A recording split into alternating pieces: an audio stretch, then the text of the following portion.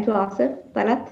Which leads us really well into our next question, because you talked about, your younger selves, be patient. And again, when you go back and you look at youth and you look at just generally how young people are, all of us, Faria has been there, I've been there, we're still very impatient. But, when we were young, we were incredibly impatient. And kids just are, and youth generally is. So it's something very conscious that I guess younger people will need to do. I think a great point from you, Salman, on the learning. Absolutely. I think you need to continue learning, and we still do today, right?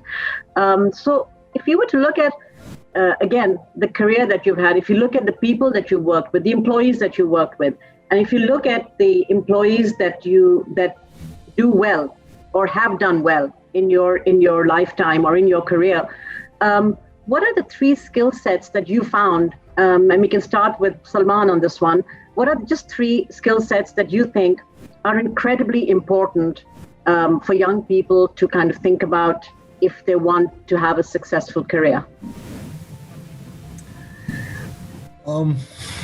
So I think, one's going to now have to sort of refer to the usual catchphrases that every HR manager like yourself is familiar with. But I think more than anything else, the smarts and the knowledge, the IQ, those are given. And when you hire or when you take on people, you obviously look for those as well. What's much more difficult, and I think many people have it and some don't, is the softer side, the human skills, the EQ part of it. Mm-hmm. But I think to be successful in any work environment, in any career, or even, in your personal life, you really need to have those skills developed, or you have to learn those skills, because lots of smart, savvy CEOs, and this applies to organizations that I've known of, or business leaders, CEOs, anybody. They're very smart people who won't do well, who'll fail, who'll underperform, not because they don't know what to do, but they don't know how to do it. So I think the EQ part of it, having the touch and the feel of your team, of your people, and knowing how they feel about the situation that you're in, or what you're doing or what you're saying to them. I think those are really critical factors, because without that, you can't get people to commit, and without commitment and engagement, they will not deliver. They will not deliver for you. The other thing I'd say is that you do need to have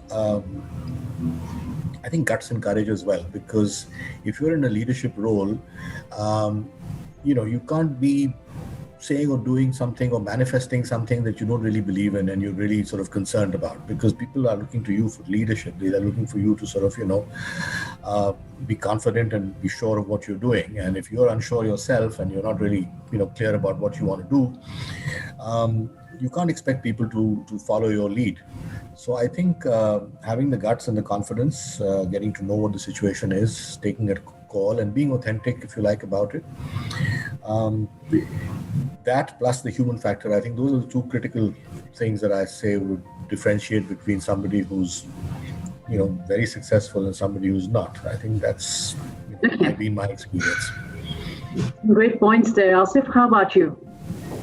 Talat, I completely endorse what Salman is saying, so I'm not going to kind of repeat what's already been said. I think the only thing that I would again add to what Salman has said, there is the authentic bit, there is the EQ, and I think just taking that a little bit further, it's really being able to influence and be collaborative, which is extremely important, because, really to lead and to succeed, you've got to be able to inspire. A lot of times people will fall behind you because you happen to be in that position of authority, but which is never, ever really going to get a fully committed team behind you. So you've got to be able to do that. The other is also, which I think is extremely, extremely, extremely important, is you've got to be comfortable in your skin.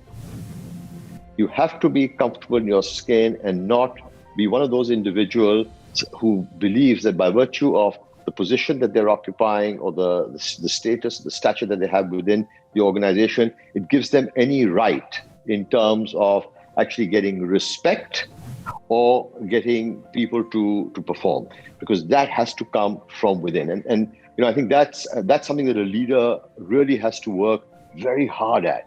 Now, there are some people who just innately have that ability to work collaboratively with others. There are some people who don't, and the ones that don't, I think you have to again, to be an effective leader, you have to understand and very clearly early on identify where those gaps are, and then work at trying to overcome them. And I do believe that people don't change, but as human beings we can adapt, and we've got to adapt and kind of tailor ourselves to sort of deliver along that path. Right. So I get from that is respect is going to be earned. It doesn't come with the title, correct? Absolutely. Yes. Yeah. Okay. Thank you, guys. Thank you, Talat. And switching gears, so I have a slightly different question, and that's actually because both of you, Salman and Asif, when I was relocating back to Pakistan, I spoke to you, and you were very encouraging. You sort of, in a situation where most of Pakistanis and youngsters are looking to move abroad, you had actually played a very critical role in my move, and frankly, I'm grateful because I'm really happy to be back again. So, question to you, starting from you, Asif, what's your confidence level in Pakistan, and what's your advice to youngsters here, because a lot of them are aspiring their careers outside Pakistan? And then Salman. Yes. So Faria, I have always been hugely optimistic. Sometimes, albeit the optimism may have been misplaced, but I think Pakistan is one of those countries that goes through your typical boom bust cycle, right? But in terms of the underlying trajectory, it is pointing in the right direction. So and I think particularly the juncture that we're in right now, the way the world has changed and is evolving, the opportunities in Pakistan are going to be plentiful and abundant going forward. I think my advice to all young people is really to come back here. I've been on the other side of the fence where there have been times when I've kind of been sitting here in Pakistan saying, God, things are really not looking good. Maybe I should try and find a job overseas, relocate. But on balance, thank God I didn't. And the reason why I say thank God I didn't is maybe I would have earned more money, right? But would I have really had the quality of life and the relationships, right?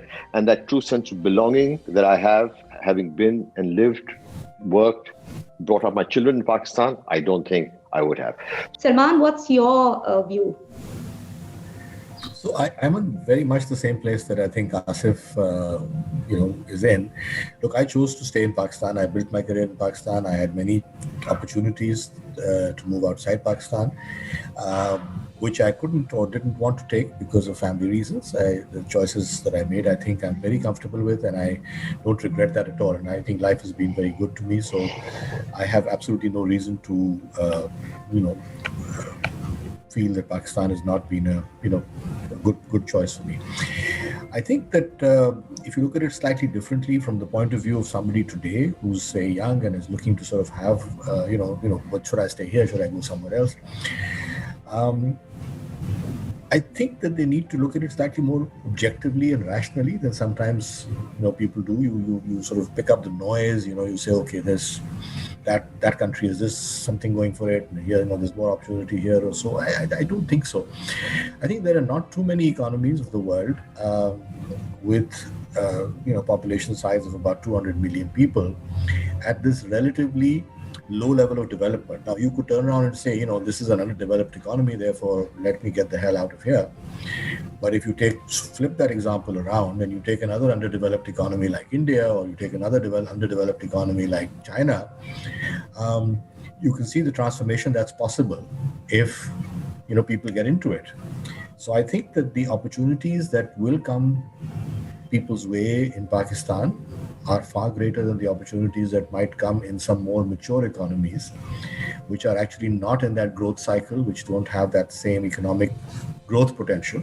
There may be different opportunities, but I think there are plenty of opportunities that will come people's way working in Pakistan. The only thing I would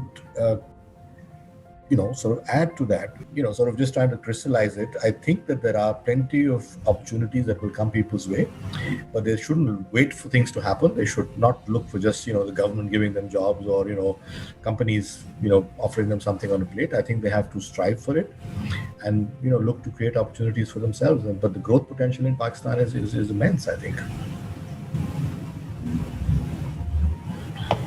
Thank you, Asif. Thank you, Salman. Over to you, Talat. Yes, thank you, gentlemen. Thank you so much for being honest, for your time.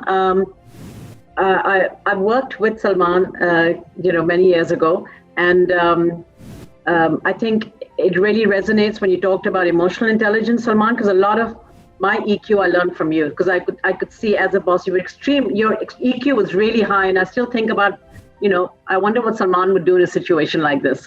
So, you put your money where your mouth is. And so I know all these things. I have worked with you. So I know you're absolutely genuine. Asif, Fariha speaks really highly of her experience of working with you. I've never worked with you, but I think a lot of what you said also resonates with what she has said about the work environment at ICI. So the patient's advice was really sort of linked to my conversations with Fariha, hang in there, be patient. So Fariha best encapsulate that saying, बेचैन रूह. So you're absolutely right. इसको बिल्कुल जरा चैन दिलाना होता है. बेचैन रूह, हाँ सही बात. बेचैन and Asif, जैसे completely agree, both of them. I think there's a lot to learn on patience and EQ. But part of the discussion that Asif was saying, मुझे थोड़ा अपना last year अभी mid-year PDP याद आ गया था, जो pointers थे. Again, yeah. There's a mid-year review, another mid-year review. Again, that's absolutely true, and echoing what Asif just said. But I think also, I would say something that is important, early on in your career, you sometimes don't focus on it. That is to be authentic. I don't necessarily look at putting your best foot forward. Be honest. Chances are that the people you're meeting or you're trying to convince, they've been there a little longer than you have. So they have a fairly good idea of what's real and what's not real. So be authentic, be honest, be open, and be open to learn. And, things will happen. We've already talked about patience and we've already talked about EQ. So, don't want to sort of repeat that. It's always a mix, but quite often you find people sort of looking for that sort of, persona that isn't real. And, putting that out, I think sometimes is a disservice to their real self. So I think be authentic, stay grounded, stay connected. I think you'll do well. Great. Thank you so much, Asif Jama and Salman Bernie. Thank you so much for your time today and for being on the other side with Fariha and Talat. Good afternoon. Thank you so much for having us.